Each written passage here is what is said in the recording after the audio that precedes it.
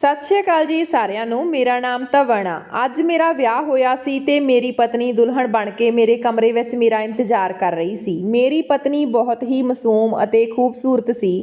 ਮੈਂ ਫੈਸਲਾ ਕਰ ਲਿਆ ਸੀ ਕਿ ਮੈਂ ਆਪਣੀ ਪਤਨੀ ਦਾ ਬਹੁਤ ਖਿਆਲ ਰੱਖੂੰਗਾ।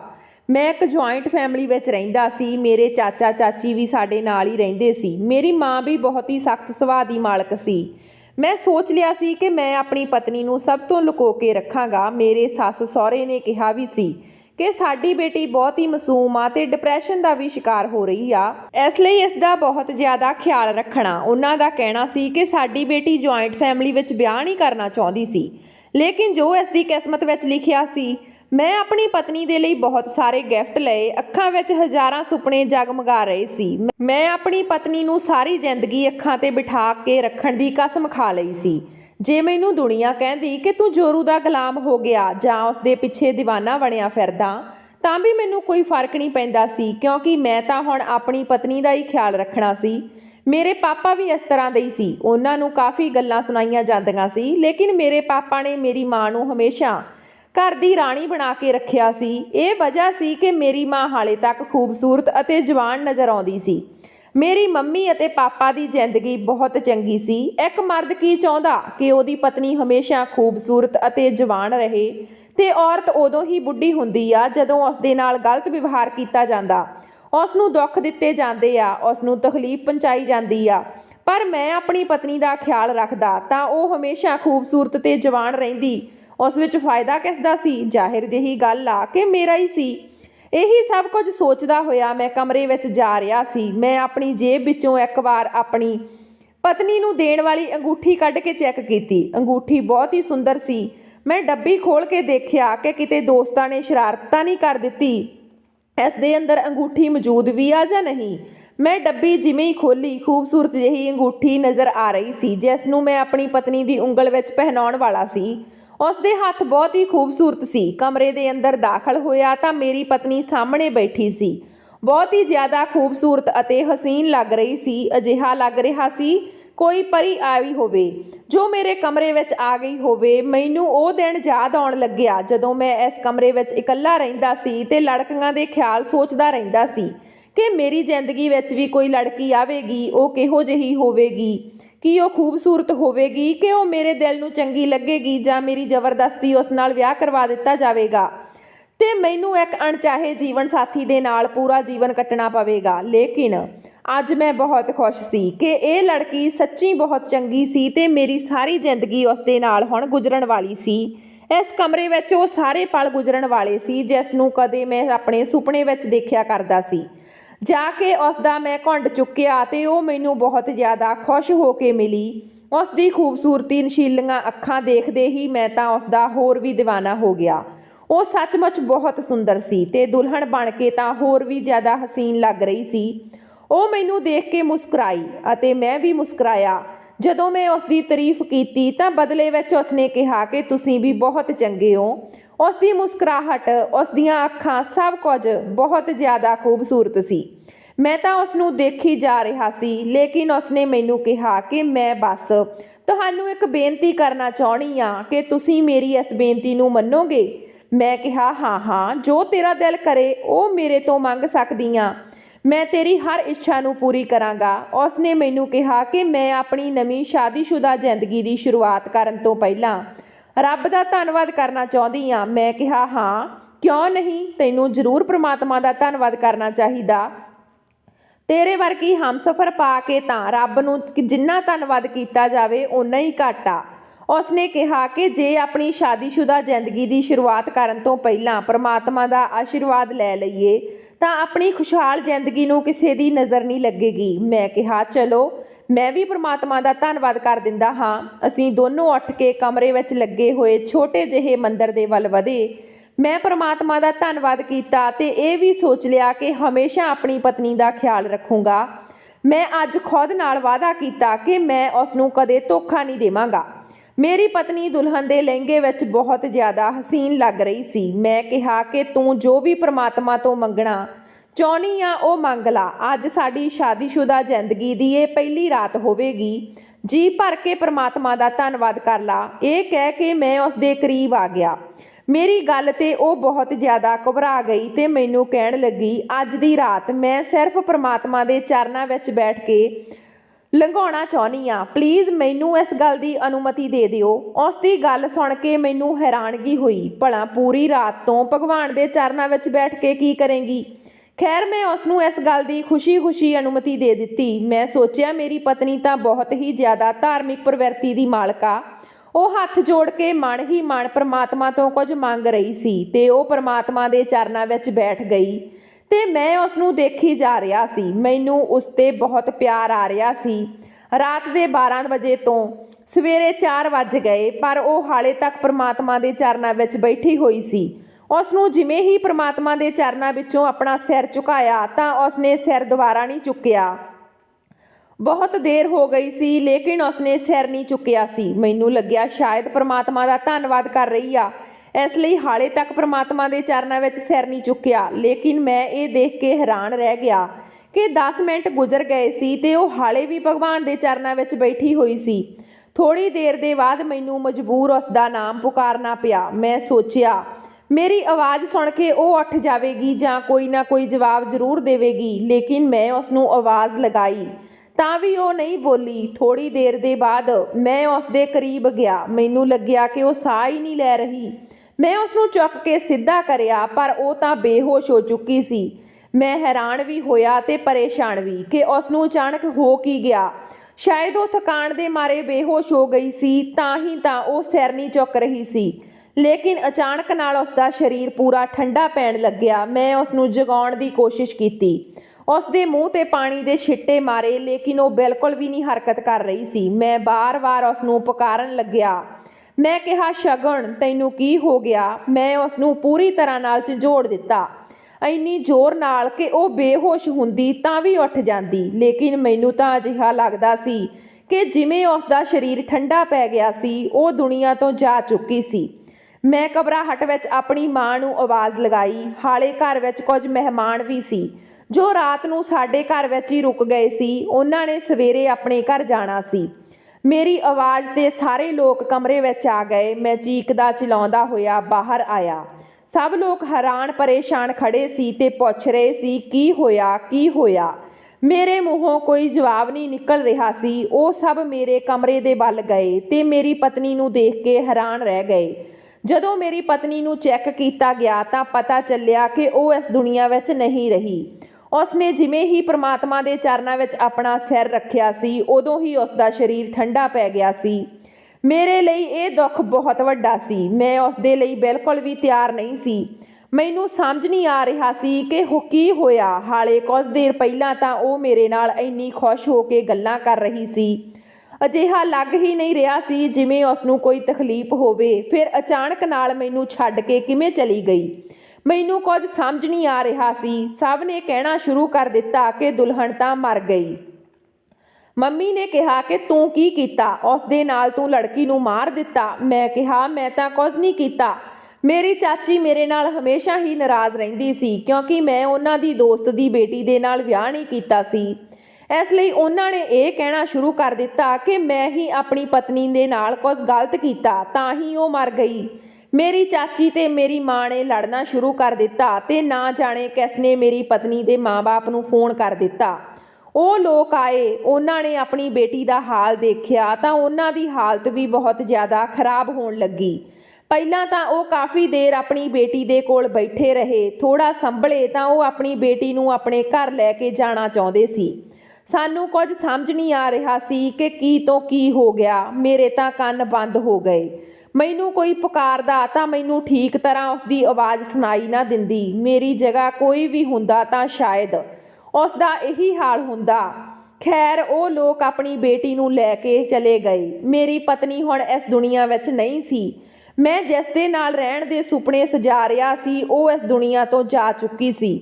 ਅਸੀਂ ਉਹਨਾਂ ਲੋਕਾਂ ਨੂੰ ਫੋਨ 'ਤੇ ਫੋਨ ਕਰ ਰਹੇ ਸੀ ਲੇਕਿਨ ਉਹ ਲੋਕ ਸਾਡੇ ਫੋਨ ਦਾ ਕੋਈ ਜਵਾਬ ਨਹੀਂ ਦੇ ਰਹੇ ਸੀ। ਅਸੀਂ ਉਹਨਾਂ ਦੇ ਪਿੱਛੇ ਉਸ ਦੇ ਘਰ ਪਹੁੰਚ ਗਏ ਤਾਂ ਉਹ ਦਰਵਾਜ਼ਾ ਵੀ ਨਹੀਂ ਖੋਲ੍ਹ ਰਹੇ ਸੀ ਅਤੇ ਜਦੋਂ ਦਰਵਾਜ਼ਾ ਖੋਲ੍ਹਿਆ ਤਾਂ ਉਸ ਦੇ ਪਾਪਾ ਬਾਹਰ ਆਏ ਤੇ ਬਹੁਤ ਹੀ ਗੁੱਸੇ ਵਿੱਚ ਬੋਲੇ, ਤੁਸੀਂ ਸਾਡੀ ਬੇਟੀ ਨੂੰ ਮਾਰ ਦਿੱਤਾ ਤੇ ਹੁਣ ਤੁਸੀਂ ਇੱਥੇ ਕੀ ਕਰਨ ਆਏ ਹੋ?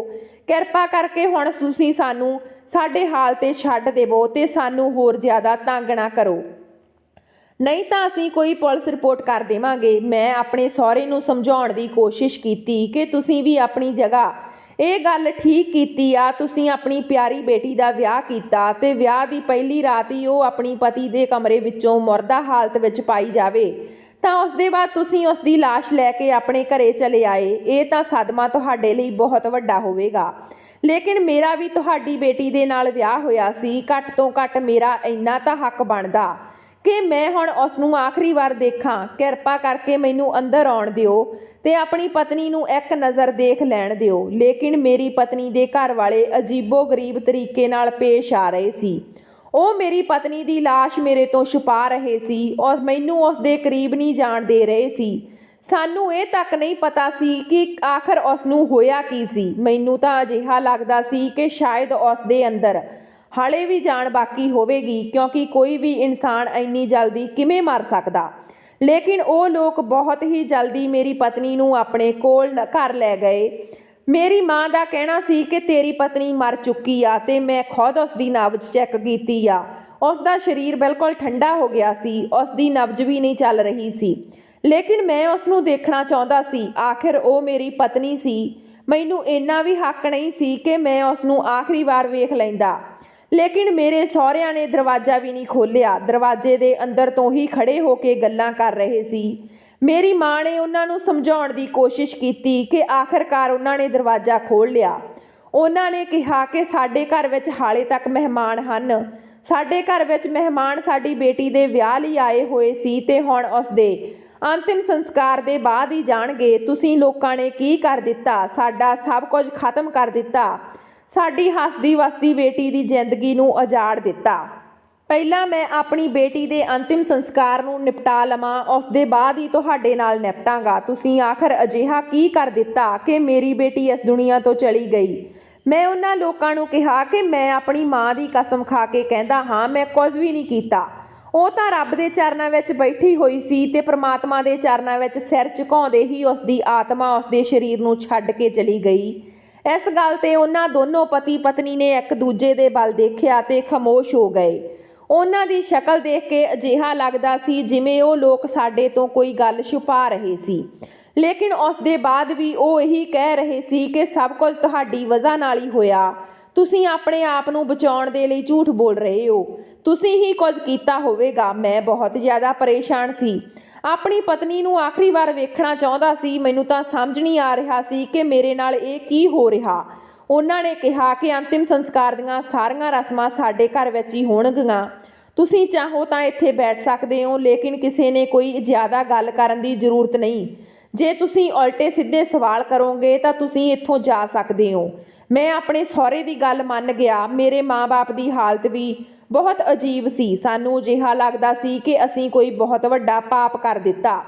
ਅਸੀਂ ਮੁਜਰਮਾਂ ਦੀ ਤਰ੍ਹਾਂ ਉਹਨਾਂ ਦੇ ਘਰ ਵਿੱਚ ਬੈਠੇ ਸੀ। ਥੋੜ੍ਹੀ ਦੇਰ ਦੇ ਬਾਅਦ ਉੱਥੇ ਜੋ ਲੋਕ ਆਏ ਹੋਏ ਸੀ ਇੱਕ ਦੂਜੇ ਨੂੰ ਅਜੀਬੋ-ਗਰੀਬ ਗੱਲਾਂ ਕਰਨ ਲੱਗੇ। ਉਦੋਂ ਹੀ ਇੱਕ ਬੁੱਢੀ ਔਰਤ ਮੇਰੀ ਮਾਂ ਦੇ ਕੋਲ ਆ ਕੇ ਬੈਠ ਗਈ ਤੇ ਉਸਨੇ ਕਿਹਾ ਕਿ ਬਹੁਤ ਹੀ ਜ਼ਿਆਦਾ ਅਜੀਬ ਹੋ ਰਿਹਾ, ਪਤਾ ਨਹੀਂ ਕੀ ਹੋਇਆ ਹੈ। ਉਹ ਔਰਤ ਸ਼ਾਇਦ ਇੰਨੀ ਬੁੱਢੀ ਸੀ ਕਿ ਉਸ ਨੂੰ ਇਹ ਨਹੀਂ ਪਤਾ ਸੀ ਕਿ ਉਹਨਾਂ ਨੂੰ ਸਾਡੇ ਨਾਲ ਗੱਲ ਇਹ ਕਰਨੀ ਨਹੀਂ ਚਾਹੀਦੀ। ਲੇਕਿਨ ਜਦੋਂ ਉਸਨੇ ਇਹ ਗੱਲ ਦੱਸੀ ਤਾਂ ਅਸੀਂ ਹੈਰਾਨ ਰਹਿ ਗਏ। ਉਸ ਬੁੱਢੀ ਔਰਤ ਨੇ ਕਿਹਾ ਕਿ ਕੋਈ ਵੀ ਔਰਤ ਉਸ ਲੜਕੀ ਦੇ ਸਰੀਰ ਨੂੰ ਹੱਥ ਲਗਾਉਣ ਦੇ ਲਈ ਤਿਆਰ ਨਹੀਂ ਹੈ। ਇਹ ਸੁਣ ਕੇ ਅਸੀਂ ਲੋਕ ਡਰ ਗਏ ਤੇ ਪਰੇਸ਼ਾਨ ਵੀ ਹੋ ਗਏ। ਮੇਰੀ ਮਾਂ ਨੇ ਕਿਹਾ ਕਿ ਇਹ ਕੀ ਮਸਲਾ, ਆਖਿਰ ਅਜਿਹਾ ਕਿਉਂ ਹੋ ਰਿਹਾ ਤੇ ਮੇਰੀ ਬਹੂ ਦੇ ਅੰਤਿਮ ਸੰਸਕਾਰ ਦੀ ਤਿਆਰੀ ਦੇ ਲਈ ਔਰਤਾਂ ਇਨਕਾਰ ਕਿਉਂ ਕਰ ਰਹੀਆਂ। ਜਦੋਂ ਅਸੀਂ ਇਹ ਗੱਲ ਮੈਂ ਆਪਣੀ ਪਤਨੀ ਦੀ ਮਾਂ ਤੋਂ ਪੁੱਛਿਆ ਤਾਂ ਉਸਨੇ ਕਿਹਾ ਕਿ ਅਜਿਹੀ ਕੋਈ ਗੱਲ ਨਹੀਂ, ਬਸ ਲੋਕ ਡਰ ਰਹੇ ਆ। ਜੇ ਕੋਈ ਲੜਕੀ ਆਪਣੇ ਵਿਆਹ ਦੀ ਰਾਤ ਮਰ ਜਾਂਦੀ ਆ ਤਾਂ ਉਸ ਦੇ ਬਾਰੇ ਵਿੱਚ ਲੋਕ ਅਜੀਬੋ-ਗਰੀਬ ਤਰ੍ਹਾਂ ਦੀਆਂ ਗੱਲਾਂ ਕਰਦੇ ਹਨ ਤੇ ਕਹਿੰਦੇ ਹਨ ਕਿ ਇਹ ਬਹੁਤ ਹੀ ਜ਼ਿਆਦਾ ਮਨਹੂਸ ਹੁੰਦੀਆਂ ਹਨ ਤੇ ਉਸ ਦੇ ਕੋਲ ਜਾਣ ਤੇ ਤੁਹਾਡੇ ਉੱਤੇ ਵੀ ਬਦਕਿਸਮਤੀ ਦਾ ਸਾਇਆ ਪੈ ਜਾਂਦਾ। ਜਿੰਨੇ ਲੋਕ ਓਨੀਆਂ ਗੱਲਾਂ ਹੁੰਦੀਆਂ ਹਨ। ਹੁਣ ਅਸੀਂ ਕਿਸੇ ਦਾ ਮੂੰਹ ਤਾਂ ਨਹੀਂ ਫੜ ਸਕਦੇ। ਲੋਕ ਇਸੇ ਤਰ੍ਹਾਂ ਦੀਆਂ ਗੱਲਾਂ ਕਰ ਰਹੇ ਹਨ। ਲੇਕਿਨ ਥੋੜ੍ਹੀ ਦੇਰ ਦੇ ਬਾਅਦ ਦੋ ਔਰਤਾਂ ਨੇ ਹਿੰਮਤ ਕੀਤੀ ਤੇ ਮੇਰੀ ਪਤਨੀ ਨੂੰ ਤਿਆਰ ਕਰਨ ਦੇ ਲਈ ਤਿਆਰ ਹੋ ਗਈਆਂ। ਉਹਨਾਂ ਨੇ ਕਿਹਾ ਕਿ ਇਹ ਲੜਕੀ ਸਾਡੀ ਰਿਸ਼ਤੇਦਾਰ ਆ, ਅਸੀਂ ਇਹ ਸਭ ਨਹੀਂ ਕਰਾਂਗੇ ਤਾਂ ਕੌਣ ਕਰੇਗਾ। ਉਹ ਜਿਹੋ ਜਿਹੀ ਵੀ ਸੀ ਸਾਡੀ ਆਪਣੀ ਸੀ। ਉਹਨਾਂ ਦੇ ਮੂੰਹੋਂ ਵਿੱਚੋਂ ਇਹ ਸ਼ਬਦ ਨਿਕਲੇ ਤਾਂ ਮੈਂ ਹੈਰਾਨ ਰਹਿ ਗਿਆ। ਉਹਨਾਂ ਨੇ ਕਿਹਾ ਕਿ ਉਹਨਾਂ ਨੇ ਅਜਿਹਾ ਕਿਉਂ ਕਿਹਾ? ਜਿਹੋ ਜਿਹੀ ਵੀ ਸੀ ਸਾਡੀ ਆਪਣੀ ਸੀ, ਇਸ ਦਾ ਕੀ ਮਤਲਬ ਸੀ ਕਿ ਮੇਰੀ ਪਤਨੀ ਵਿੱਚ ਕੋਈ ਖਰਾਬੀ ਸੀ? ਲੇਕਿਨ ਮੇਰੀ ਪਤਨੀ ਤਾਂ ਬਿਲਕੁਲ ਠੀਕ ਸੀ, ਕੁਝ ਵੀ ਗਲਤ ਨਹੀਂ ਲੱਗ ਰਿਹਾ ਸੀ। ਉਹ ਦੋਨੋਂ ਔਰਤਾਂ ਵਿੱਚ ਉਸ ਕਮਰੇ ਵਿੱਚ ਚਲੀਆਂ ਗਈਆਂ ਜਿੱਥੇ ਮੇਰੀ ਪਤਨੀ ਦੀ ਮ੍ਰਿਤਕ ਸਰੀਰ ਪਿਆ ਹੋਇਆ ਸੀ। ਥੋੜ੍ਹੀ ਦੇਰ ਬਾਅਦ ਉਹ ਦੋਨੋਂ ਔਰਤਾਂ ਚੀਕਣ ਚਲਾਉਣ ਦੀਆਂ ਆਵਾਜ਼ਾਂ ਆਉਣ ਲੱਗੀਆਂ। ਉਹ ਬੁਰੀ ਤਰ੍ਹਾਂ ਨਾਲ ਚੀਕ ਚਲਾ ਰਹੀਆਂ ਸੀ। ਅਸੀਂ ਵੀ ਪਰੇਸ਼ਾਨ ਹੋ ਗਏ। ਅਜਿਹਾ ਲੱਗਦਾ ਸੀ ਜਿਵੇਂ ਘਰ ਵਿੱਚ ਕਿਆਮਤ ਆ ਗਈ ਹੋਵੇ। ਉਹਨਾਂ ਵਿੱਚ ਇੱਕ ਔਰਤ ਤਾਂ ਬੇਹੋਸ਼ ਹੋ ਗਈ ਤੇ ਦੂਜੀ ਨੇ ਇਹ ਕਹਿਣਾ ਸ਼ੁਰੂ ਕਰ ਦਿੱਤਾ ਕਿ ਤੁਸੀਂ ਤਾਂ ਬਹੁਤ ਵੱਡੇ ਪਾਪੀ ਹੋ ਤੇ ਜ਼ਾਲਮ ਹੋ, ਇੱਥੇ ਚਲੇ ਜਾਓ, ਨਹੀਂ ਤਾਂ ਸਭ ਲੋਕਾਂ ਦਾ ਸਰਬਨਾਸ਼ ਹੋ ਜਾਵੇਗਾ। ਬਾਕੀ ਔਰਤਾਂ ਨੂੰ ਵੀ ਉੱਥੋਂ ਜਾਣ ਦਾ ਕਹਿਣ ਲੱਗੀਆਂ। ਕਈ ਲੋਕ ਡਰ ਗਏ ਤੇ ਉਹਨਾਂ ਵਿੱਚੋਂ ਕਾਫੀ ਸਾਰੇ ਲੋਕ ਡਰ ਦੀ ਵਜ੍ਹਾ ਨਾਲ ਆਪਣੇ ਆਪਣੇ ਘਰਾਂ ਨੂੰ ਚਲੇ ਗਏ। ਬਸ ਘਰ ਦੇ ਹੀ ਲੋਕ ਰਹਿ ਗਏ ਸੀ। ਮੇਰੀ ਪਤਨੀ ਦੀ ਮਾਂ ਨੇ ਆਪਣਾ ਸਿਰ ਫੜ ਲਿਆ ਤੇ ਰੋਣਾ ਸ਼ੁਰੂ ਕਰ ਦਿੱਤਾ। ਮੇਰੇ ਸਹੁਰੇ ਨੇ ਆਪਣਾ ਸਿਰ ਫੜ ਲਿਆ ਤੇ ਇੱਕ ਪਾਸੇ ਹੋ ਕੇ ਬੈਠ ਗਿਆ। ਮੈਂ ਕਿਹਾ, ਹੁਣ ਤਾਂ ਦੱਸ ਦਿਓ ਕਿ ਆਖਰ ਹੋਇਆ ਕੀ ਆ? ਰੱਬ ਦੇ ਲਈ ਆਖਰ ਇੱਥੇ ਹੋ ਕੀ ਰਿਹਾ? ਮੈਨੂੰ ਦੱਸੋ। ਮੇਰੀ ਪਤਨੀ ਸਾਡੇ ਘਰ ਮੰਦਿਰ ਦੇ ਮੂਹਰੇ ਬੈਠੀ ਇਸ ਦੁਨੀਆ ਤੋਂ ਚਲੀ ਗਈ ਤੇ ਉਸ ਦੇ ਬਾਅਦ ਤੁਸੀਂ ਅਜੀਬ ਜਿਹਾ ਵਿਵਹਾਰ ਕਿਉਂ ਕਰ ਰਹੇ ਹੋ? ਹੁਣ ਉਸ ਦੀ ਕੋਈ ਅੰਤਿਮ ਸੰਸਕਾਰ ਦੀ ਤਿਆਰੀ ਵੀ ਨਹੀਂ ਕਰ ਰਿਹਾ। ਤੇ ਜਦੋਂ ਉਹ ਦੋਨੋਂ ਔਰਤਾਂ ਅੰਦਰ ਗਈਆਂ ਸੀ ਤਾਂ ਅਜਿਹੀਆਂ ਚੀਕਦੀਆਂ ਹੋਈਆਂ ਕਿਉਂ ਬਾਹਰ ਆਈਆਂ ਜਿਵੇਂ ਉਹਨਾਂ ਨੇ ਕੋਈ ਭੂਤ ਦੇਖ ਲਿਆ ਹੋਵੇ। ਰੱਬ ਦੇ ਲਈ ਮੈਨੂੰ ਦੱਸੋ ਕੀ ਹੋਇਆ, ਨਹੀਂ ਤਾਂ ਮੈਂ ਖੁਦ ਨੂੰ ਦੋਸ਼ੀ ਮਹਿਸੂਸ ਕਰਨ ਲੱਗਾਂਗਾ ਤੇ ਪੂਰੀ ਜ਼ਿੰਦਗੀ ਤੜਫਦਾ ਰਹਾਂਗਾ। ਮੇਰੇ ਲਈ ਇਹ ਦੁੱਖ ਘੱਟ ਆ ਕਿ ਮੇਰੀ ਪਤਨੀ ਮੇਰੀ ਹੋਣ ਤੋਂ ਪਹਿਲਾਂ ਹੀ ਇਸ ਦੁਨੀਆ ਤੋਂ ਚਲੀ ਗਈ। ਹਾਲੇ ਤਾਂ ਮੈਂ ਉਸ ਦੇ ਨਾਲ ਚੰਗੀ ਤਰ੍ਹਾਂ ਗੱਲ ਵੀ ਨਹੀਂ ਕੀਤੀ ਸੀ। ਇੰਨੇ ਸਾਰੇ ਸੁਪਨੇ ਸਜਾਏ ਸੀ ਮੈਂ ਅਤੇ ਉਹ ਸਾਰੇ ਸੁਪਨੇ ਪੂਰੇ ਨਹੀਂ ਹੋਣਗੇ, ਕਦੇ ਵਾਪਸ ਨਹੀਂ ਆਵੇਗੀ। ਆਖਿਰ ਮੇਰੇ ਸਹੁਰੇ ਨੇ ਆਪਣੀ ਜ਼ੁਬਾਨ ਖੋਲ੍ਹੀ ਤੇ ਉਹਨਾਂ ਨੇ ਸਾਨੂੰ ਅਜਿਹੀ ਗੱਲ ਦੱਸੀ ਕਿ ਅਸੀਂ ਵੀ ਹੈਰਾਨ ਰਹਿ ਗਏ। ਉਹਨਾਂ ਨੇ ਕਿਹਾ ਕਿ ਸਾਡੀ ਇੱਕ ਹੀ ਬੇਟੀ ਸੀ, ਦੂਜਾ ਬੱਚਾ ਨਹੀਂ ਹੋਇਆ। ਸਾਡੀ ਇਕਲੌਤੀ ਬੇਟੀ ਸਾਡੀ ਸ਼ਗਨ, ਸਾਡੀ ਜਾਨ ਸੀ। ਅਸੀਂ ਉਸ ਦੇ ਲਈ ਆਪਣੀ ਜਾਨ ਵੀ ਕੁਰਬਾਨ ਕਰ ਸਕਦੇ ਸੀ, ਲੇਕਿਨ ਅਸੀਂ ਬਹੁਤ ਜ਼ਿਆਦਾ ਗਰੀਬ ਸੀ। ਸਾਡੇ ਕੋਲ ਕੁਝ ਵੀ ਨਹੀਂ ਸੀ, ਇੱਥੋਂ ਤੱਕ ਕਿ 2 ਵਕਤ ਦੀ ਰੋਟੀ ਵੀ ਨਹੀਂ ਹੁੰਦੀ ਸੀ। ਸਾਡੀ ਬੇਟੀ ਬਹੁਤ ਜ਼ਿਆਦਾ ਖੂਬਸੂਰਤ ਤੇ ਸਮਝਦਾਰ ਸੀ। ਇੱਕ ਦਿਨ ਇੱਕ ਆਦਮੀ ਉਸ ਨੂੰ ਪਿਆਰ ਕਰਨ ਲੱਗਿਆ। ਉਹ ਬਹੁਤ ਜ਼ਿਆਦਾ ਅਮੀਰ ਸੀ, ਲੇਕਿਨ ਉਹ ਆਦਮੀ ਸ਼ਾਦੀशुदा ਤੇ ਉਸ ਦੀ ਪਤਨੀ ਮਰ ਚੁੱਕੀ ਸੀ। ਉਹ ਉਮਰ ਵਿੱਚ ਸਾਡੀ ਬੇਟੀ ਤੋਂ 20 ਸਾਲ ਵੱਡਾ ਸੀ, ਲੇਕਿਨ ਬਹੁਤ ਜ਼ਿਆਦਾ ਪੈਸੇ ਵਾਲਾ ਸੀ ਅਤੇ ਸਾਡੀ ਬੇਟੀ ਨਾਲ ਬਹੁਤ ਮੁਹੱਬਤ ਕਰਦਾ ਸੀ। ਉਸਨੇ ਸਾਡੇ ਘਰ ਆ ਕੇ ਸ਼ਗਨ ਦਾ ਰਿਸ਼ਤਾ ਮੰਗਿਆ ਤਾਂ ਅਸੀਂ ਇਨਕਾਰ ਕਰ ਦਿੱਤਾ। ਅਸੀਂ ਆਪਣੀ ਬੇਟੀ ਦਾ ਵਿਆਹ ਅਜਿਹੇ ਇਨਸਾਨ ਨਾਲ ਨਹੀਂ ਕਰਵਾਉਣਾ ਚਾਹੁੰਦੇ ਸੀ ਜੋ ਸਾਡੀ ਬੇਟੀ ਤੋਂ ਉਮਰ ਵਿੱਚ ਕਾਫੀ ਵੱਡਾ ਸੀ। ਅਸੀਂ ਇਨਕਾਰ ਕਰ ਦਿੱਤਾ ਅਤੇ ਅਸੀਂ ਆਪਣੀ ਬੇਟੀ ਦਾ ਵਿਆਹ ਤੁਹਾਡੇ ਨਾਲ ਨਹੀਂ ਕਰ ਸਕਦੇ। ਉਹਨਾਂ ਨੇ ਸਾਡੀਆਂ ਬਹੁਤ ਮਿੰਨਤਾਂ ਕੀਤੀਆਂ ਤੇ ਫਿਰ ਵੀ ਅਸੀਂ ਮਨਾ ਕਰ ਦਿੱਤਾ। ਪਰ ਇੱਕ ਦਿਨ ਸ਼ਗਨ ਨੇ ਸਾਨੂੰ ਖੁਦ ਹੀ ਕਿਹਾ ਕਿ ਮੈਂ ਉਸ ਆਦਮੀ ਨਾਲ ਵਿਆਹ ਕਰਨਾ ਚਾਹੁੰਦੀ ਹਾਂ ਕਿਉਂਕਿ ਉਹ ਬਹੁਤ ਜ਼ਿਆਦਾ ਪੈਸੇ ਵਾਲਾ ਤੇ ਫਿਰ ਉਸ ਦੀ ਇੰਨੀ ਉਮਰ ਹੈ ਕਿ ਉਹ ਕਦੋਂ ਤੱਕ ਜਿੰਦਾ ਰਹੇਗਾ। ਜਦੋਂ ਇਸ ਦੁਨੀਆ ਤੋਂ ਚਲਾ ਜਾਵੇਗਾ ਤਾਂ ਉਸ ਦੀ ਸਾਰੀ ਦੌਲਤ ਸਾਡੀ ਹੋ ਜਾਵੇਗੀ। ਸ਼ਗੁਨ ਨੇ ਕਿਹਾ ਕਿ ਤੁਸੀਂ ਉਸ ਨਾਲ ਗੱਲ ਕਰ ਲਓ ਕਿ ਫੇਰਿਆਂ ਤੋਂ ਪਹਿਲਾਂ ਉਹ ਸਾਨੂੰ ਲਿਖ ਕੇ ਦੇ ਦੇਵੇ ਕਿ ਉਸ ਦੇ ਮਰਨ ਦੇ ਬਾਅਦ ਉਸ ਦੀ ਸਾਰੀ ਦੌਲਤ ਮੇਰੀ ਹੋਵੇਗੀ। ਉਹ ਆਦਮੀ ਸ਼ਗਨ ਦੀ ਮੁਹੱਬਤ ਵਿੱਚ ਇਸ ਕਦਰ ਪਾਗਲ ਸੀ ਕਿ ਉਹ ਸਾਰੀਆਂ ਸ਼ਰਤਾਂ ਮੰਨ ਗਿਆ ਤੇ ਉਸਨੇ ਕਿਹਾ ਕਿ ਮੇਰੇ ਜਾਣ ਤੋਂ ਬਾਅਦ ਮੇਰਾ ਸਾਰਾ ਬਿਜ਼ਨਸ, ਮੇਰਾ ਘਰ, ਮੇਰੀਆਂ ਗੱਡੀਆਂ, ਮੇਰੀ ਸਾਰੀ ਪ੍ਰਾਪਰਟੀ ਸ਼ਗਨ ਦੇ ਨਾਮ ਚਲੀ ਜਾਵੇਗੀ। ਮੈਂ ਆਪਣੀ ਬੇਟੀ ਨੂੰ ਕਿਹਾ ਕਿ ਉਹ ਆਦਮੀ ਇੰਨੀ ਜਲਦੀ ਇਸ ਦੁਨੀਆ ਤੋਂ ਜਾਣ ਵਾਲਾ ਨਹੀਂ ਆ। ਤੇਰੀ ਜ਼ਿੰਦਗੀ ਦੇ ਕੁਝ ਸਾਲ ਤਾਂ ਵਿਆਹ ਤੇ ਉਸ ਦੇ ਨਾਲ ਹੀ ਗੁਜ਼ਾਰਨਗੇ ਤੋ ਕਿਉਂਕਿ ਆਪਣੀ ਜ਼ਿੰਦਗੀ ਕਿਉਂ ਬਰਬਾਦ ਕਰਨਾ ਚਾਹੁੰਦੀ ਆ। ਉਹ ਆਦਮੀ ਭਲੇ ਹੀ 55 ਸਾਲ ਦਾ ਸੀ, ਲੇਕਿਨ ਦੇਖਣ ਵਿੱਚ 40 ਸਾਲ ਦਾ ਲੱਗਦਾ ਸੀ। ਮੇਰੀ ਬੇਟੀ ਨੇ ਕਿਹਾ ਕਿ ਮੈਂ ਜੋ ਕਰ ਰਹੀ ਹਾਂ ਬਿਲਕੁਲ ਠੀਕ ਕਰ ਰਹੀ ਹਾਂ, ਤੁਸੀਂ ਚਿੰਤਾ ਨਾ ਕਰੋ। ਉਸ ਆਦਮੀ ਦਾ ਨਾਮ ਕੁਲਦੀਪ ਸੀ। ਉਹ ਧੂਮਧਾਮ ਦੇ ਨਾਲ ਸ਼ਗਨ ਦੇ ਨਾਲ ਵਿਆਹ ਕਰਨਾ ਚਾਹੁੰਦਾ ਸੀ, ਲੇਕਿਨ ਸ਼ਗਨ ਨੇ ਮਨਾ ਕਰ ਦਿੱਤਾ। ਉਸ ਦਾ ਕਹਿਣਾ ਸੀ ਕਿ ਮੈਂ ਸਾਦਗੀ ਦੇ ਨਾਲ ਵਿਆਹ ਕਰਨਾ ਚਾਹੁੰਦੀ ਹਾਂ। ਕੁਲਦੀਪ ਨੇ ਉਸ ਦੀ ਇੱਛਾ ਦਾ ਮਾਣ ਰੱਖਿਆ ਤੇ ਬਹੁਤ ਹੀ ਸਾਦਗੀ ਦੇ ਨਾਲ ਸ਼ਗਨ ਦੇ ਨਾਲ ਕੁਲਦੀਪ ਦਾ ਵਿਆਹ ਹੋ ਗਿਆ। ਉਸ ਸਮੇਂ ਸਾਡਾ ਦਿਲ ਬਹੁਤ ਦੁਖੀ ਸੀ। ਮੇਰੀ ਬੇਟੀ ਘੱਟ ਉਮਰ ਦੀ ਸੀ ਤੇ ਖੂਬਸੂਰਤ ਸੀ। ਇੱਕ ਬੁੱਢੇ ਆਦਮੀ ਦੇ ਨਾਲ ਵਿਆਹ ਕਰਕੇ ਉਹ ਕਿਵੇਂ ਸੁਖੀ ਰਹਿ ਸਕਦੀ ਸੀ। ਲੇਕਿਨ ਸ਼ਗਨ ਦੇ ਵਿਆਹ ਦੇ ਬਾਅਦ ਸਾਡੇ ਸਾਰੇ ਅੰਦਾਜ਼ੇ ਗਲਤ ਸਾਬਤ ਹੋਏ। ਕੁਲਦੀਪ ਤਾਂ ਬਹੁਤ ਹੀ ਚੰਗਾ ਆਦਮੀ ਸੀ। ਉਹ ਸ਼ਗਨ ਦੇ ਨਾਲ ਬਹੁਤ ਪਿਆਰ ਕਰਦਾ ਸੀ। ਉਹ ਸਾਡੀ ਬੇਟੀ ਦੇ ਪਿਆਰ ਵਿੱਚ ਪਾਗਲ ਸੀ। ਮੇਰੀ ਬੇਟੀ ਜੇ ਕਹਿੰਦੀ ਸੀ ਕਿ ਖੜੇ ਹੋ ਜਾਓ ਤਾਂ ਉਹ ਖੜਾ ਹੋ ਜਾਂਦਾ ਸੀ। ਮੇਰੀ ਬੇਟੀ ਜੇ ਕਹਿੰਦੀ ਸੀ ਕਿ ਬੈਠ ਜਾਓ ਤਾਂ ਉਹ ਬੈਠ ਜਾਂਦਾ ਸੀ। ਉਹ ਮੇਰੀ ਬੇਟੀ ਦੇ ਖੂਬ ਨਾਜ਼ ਨਖਰੇ ਉਠਾ ਰਿਹਾ ਸੀ। ਦੌਲਤ ਨੂੰ ਪਾਣੀ ਦੀ ਤਰ੍ਹਾਂ ਬਹਾਉਂਦਾ ਸੀ। ਜਿਸ ਚੀਜ਼ ਤੇ ਸ਼ਗਨ ਨੇ ਹੱਥ ਰੱਖ ਦਿੱਤਾ ਉਸ ਨੂੰ ਲਿਆ ਕੇ ਦਿੰਦਾ ਸੀ। ਅਜਿਹਾ ਨਹੀਂ ਸੀ ਕਿ ਮੇਰੀ ਬੇਟੀ ਤੋਂ ਜ਼ਿਆਦਾ ਖੂਬਸੂਰਤ ਲੜਕੀ ਉਸ ਨੂੰ ਮਿਲ ਨਹੀਂ ਸਕਦੀ ਸੀ, ਲੇਕਿਨ ਸ਼ਾਇਦ ਉਸ ਨੂੰ ਸ਼ਗਨ ਨਾਲ ਦਿਲ ਤੋਂ ਮੁਹੱਬਤ ਹੋ ਗਈ ਸੀ। ਇੱਕ ਦਿਨ ਸ਼ਗਨ ਉਸ ਨਾਲ ਨਾਰਾਜ਼ ਹੋ ਕੇ ਸਾਡੇ ਘਰ ਵਾਪਸ ਆ ਗਈ ਤੇ ਉਸਨੇ ਸਾਡੀ ਬੇਟੀ ਦੇ ਨਾਮ ਤੇ ਦੁਨੀਆ ਭਰ ਦੇ ਤੋਹਫੇ ਅਤੇ ਫੁੱਲ ਭੇਜ ਦਿੱਤੇ। ਅਸੀਂ ਵੀ ਹੁਣ ਉਸ ਨੂੰ ਆਪਣਾ ਜਵਾਈ ਸਵੀਕਾਰ ਕਰ ਲਿਆ ਸੀ, ਬਲਕਿ ਅਸੀਂ ਤਾਂ ਹੁਣ ਉਸ ਦੀ ਲੰਬੀ ਉਮਰ ਦੇ ਅੱਗੇ ਪ੍ਰਾਰਥਨਾ ਕਰਦੇ ਸੀ, ਕਿਉਂਕਿ ਸ਼ਗਨ ਨੂੰ ਇਸ ਤੋਂ ਜ਼ਿਆਦਾ ਮੁਹੱਬਤ ਕਰਨ ਵਾਲਾ ਜੀਵਨ ਸਾਥੀ ਮਿਲ ਹੀ ਨਹੀਂ ਸਕਦਾ ਸੀ। ਅਸੀਂ ਮੰਨਦੇ ਸੀ ਕਿ ਜਦੋਂ ਅਸੀਂ ਸ਼ਗਨ ਦਾ ਰਿਸ਼ਤਾ ਕੀਤਾ ਸੀ, ਇਹ ਸੋਚ ਕੇ ਕੀਤਾ ਸੀ ਕਿ ਉਹ ਮਰ ਜਾਵੇਗਾ ਤਾਂ ਉਸ ਦੀ ਜਾਇਦਾਦ ਸਾਡੀ ਬੇਟੀ ਨੂੰ ਮਿਲ ਜਾਵੇਗੀ, ਲੇਕਿਨ ਹੁਣ ਉਸਨੇ ਇਹ ਗੱਲ ਆਪਣੇ ਦਿਲ 'ਚੋਂ ਕੱਢ ਦਿੱਤੀ ਸੀ, ਕਿਉਂਕਿ ਕੁਲਦੀਪ ਬਹੁਤ ਹੀ ਚੰਗਾ ਸੀ। ਸਗੋਂ ਸ਼ਗਨ ਦੇ ਨਾਲ ਨਾਲ ਉਹ ਸਾਡਾ ਵੀ ਬਹੁਤ ਖਿਆਲ ਰੱਖਦਾ ਸੀ। ਸਾਡੇ ਵੀ ਘਰ ਦੇ ਖਰਚੇ ਉਹੀ ਉਠਾਉਂਦਾ ਸੀ। ਸਾਡੀ ਜ਼ਿੰਦਗੀ ਵਿੱਚ ਵੀ ਹੁਣ ਕੋਈ ਦੁੱਖ ਤਕਲੀਫ ਨਹੀਂ ਰਹੀ ਸੀ। ਮੇਰਾ ਕੋਈ ਬੇਟਾ ਨਹੀਂ ਸੀ।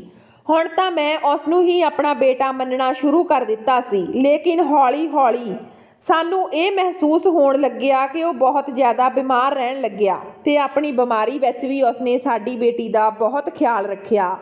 ਉਹ ਸਮੇਂ 'ਤੇ ਉਸ ਨੂੰ ਸਾਡੇ ਘਰ ਸਾਨੂੰ ਮਿਲਣ ਦੇ ਲਈ ਲਿਆਉਂਦਾ ਕਰਦਾ, ਉਸ ਨੂੰ ਸ਼ਾਪਿੰਗ ਕਰਵਾਉਂਦਾ, ਜੋ ਵੀ ਕਹਿੰਦੀ ਉਹ ਮੰਨ ਲੈਂਦਾ। ਲੇਕਿਨ ਅਸੀਂ ਇਸ ਗੱਲ 'ਤੇ ਹੈਰਾਨ ਸੀ ਕਿ ਸ਼ਗਨ ਨੂੰ ਇਸ ਗੱਲ ਦੀ ਕੋਈ ਪਰਵਾਹ ਨਹੀਂ ਸੀ ਕਿ ਉਹ ਜਰਾ ਵੀ ਪਰੇਸ਼ਾਨ ਨਹੀਂ ਰਹਿੰਦੀ ਸੀ ਕਿ ਉਸ ਦਾ ਪਤੀ ਦਿਨ ਬ ਦਿਨ ਕਮਜ਼ੋਰ ਹੁੰਦਾ ਜਾ ਰਿਹਾ।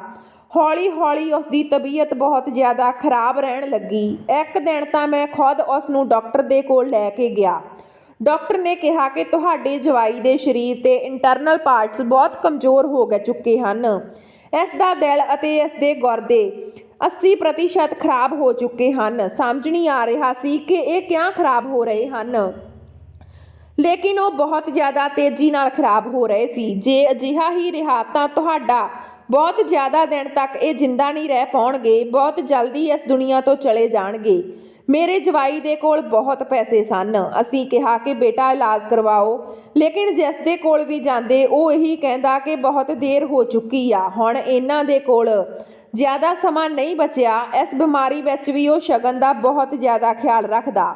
ਆਪਣੀ ਪਰੇਸ਼ਾਨੀ ਤੇ ਆਪਣੀ ਬਿਮਾਰੀ ਤੋਂ ਜ਼ਿਆਦਾ ਉਸ ਨੂੰ ਸ਼ਗਨ ਦਾ ਖਿਆਲ ਰਹਿੰਦਾ, ਲੇਕਿਨ ਸ਼ਗਨ ਨੂੰ ਦੇਖ ਕੇ ਅਜਿਹਾ ਨਹੀਂ ਲੱਗਦਾ ਸੀ ਕਿ ਉਹ ਜਰਾ ਵੀ ਪਰੇਸ਼ਾਨ ਸੀ। ਅਸੀਂ ਉਸ ਨੂੰ ਕਿਹਾ ਕਿ ਰੱਬ ਤੋਂ ਅੱਗੇ ਪ੍ਰਾਰਥਨਾ ਕਰਿਆ ਕਰ, ਤੇਰੇ ਪਤੀ ਜਲਦੀ ਤੋਂ ਜਲਦੀ ਠੀਕ ਹੋ ਜਾਵੇ। ਮੈਂ ਆਪਣੇ ਜਵਾਈ ਦੀ ਲੰਬੀ ਉਮਰ ਦੇ ਲਈ ਪੰਡਤ ਜੀ ਨੂੰ ਬੁਲਾ ਕੇ ਇੱਕ ਹਵਨ ਵੀ ਕਰਵਾਇਆ। ਜਦੋਂ ਮੈਂ ਇਹ ਗੱਲ ਆਪਣੀ ਬੇਟੀ ਸ਼ਗਨ ਨੂੰ ਦੱਸੀ ਤਾਂ ਮੇਰੀ ਗੱਲ ਸੁਣ ਕੇ ਸ਼ਗਨ ਗੁੱਸੇ ਨਾਲ ਫਟ ਗਈ। ਸਗੋਂ ਸ਼ਗਨ ਨੇ ਕਿਹਾ ਕਿ ਮੈਂ ਉਸ ਨੂੰ ਮਾਰਨ ਦੀ ਤਿਆਰੀ ਵਿੱਚ ਹਾਂ ਤੇ ਤੁਸੀਂ ਉਸ ਦੀ ਸਿਹਤ ਦੇ ਲਈ ਪ੍ਰਾਰਥਨਾ ਕਰ ਰਹੇ ਹੋ। ਸ਼ਗਨ ਦੇ ਮੂੰਹੋਂ ਇਹ ਸੱਚਾਈ ਸੁਣ ਕੇ ਅਸੀਂ ਹੈਰਾਨ ਰਹਿ ਗਏ। ਉਸਨੇ ਕਿਹਾ ਕਿ ਮੈਂ ਹੀ ਆਪਣੇ ਪਤੀ ਨੂੰ ਸਲੋ ਪੋਇਜ਼ਨ ਦੇ ਰਹੀ ਹਾਂ ਤਾਂ ਕਿ ਉਹ ਬਿਮਾਰ ਹੋ ਕੇ ਇਸ ਦੁਨੀਆ ਤੋਂ ਚਲਾ ਜਾਵੇ ਤੇ ਉਦੋਂ ਤੱਕ ਸਾਰੀ ਦੌਲਤ ਮੇਰੀ ਹੋ ਜਾਵੇਗੀ ਤੇ ਮੈਂ ਆਪਣੀ ਉਮਰ ਦੇ ਲੜਕੇ ਨਾਲ ਵਿਆਹ ਕਰਕੇ ਸਕੂਨ ਦੀ ਜ਼ਿੰਦਗੀ ਲੰਘਾਊਂਗੀ। ਉਸ ਦੇ ਮੂੰਹ 'ਚੋਂ ਇਹ ਸੱਚਾਈ ਸੁਣ ਕੇ ਅਸੀਂ ਹੈਰਾਨ ਰਹਿ ਗਏ। ਮੈਂ ਕਿਹਾ ਕਿ ਉਹ ਤੈਨੂੰ ਇੰਨੀ ਮੁਹੱਬਤ ਕਰਦਾ, ਫਿਰ ਵੀ ਤੂੰ ਉਸ ਦੇ ਨਾਲ ਇੰਨਾ ਘਟੀਆ ਕੰਮ ਕਰ ਰਹੀ ਆ।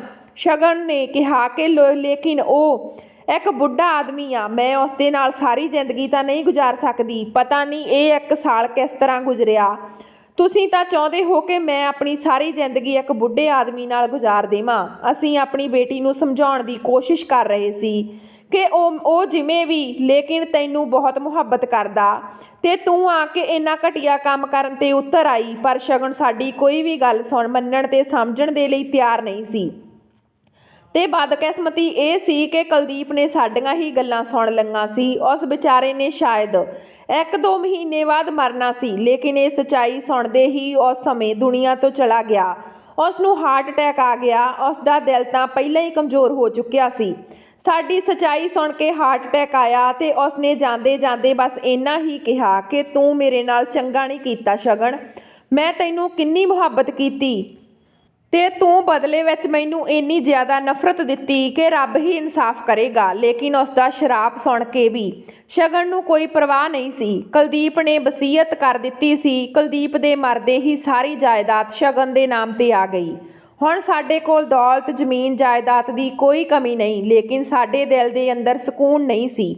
ਹਮੇਸ਼ਾ ਬੇਚੈਨ ਰਹਿੰਦੇ ਆ। ਕੁਲਦੀਪ ਦੇ ਨਾਲ ਬਹੁਤ ਗਲਤ ਹੋਇਆ। ਮੇਰੀ ਬੇਟੀ ਸ਼ਗਨ ਨੇ ਕੁਲਦੀਪ ਦੇ ਨਾਲ ਬਹੁਤ ਗਲਤ ਕੀਤਾ, ਲੇਕਿਨ ਉਸ ਦਾ ਜ਼ਿੰਮੇਵਾਰ ਅਸੀਂ ਖੁਦ ਨੂੰ ਠਹਿਰਾਉਂਦੇ ਹਾਂ। ਸ਼ਾਇਦ ਸਾਡੀ ਪਰਵਰਿਸ਼ ਵਿੱਚ ਕੋਈ ਕਮੀ ਰਹਿ ਗਈ ਸੀ ਜੋ ਸ਼ਗਨ ਨੇ ਇੰਨਾ ਘਟੀਆ ਕੰਮ ਕੀਤਾ। ਉਸਨੇ 6 ਮਹੀਨੇ ਤੱਕ ਇੰਤਜ਼ਾਰ ਕੀਤਾ। ਉਸ ਦੇ ਬਾਅਦ ਤੇਰੇ ਨਾਲ ਵਿਆਹ ਕਰ ਲਿਆ।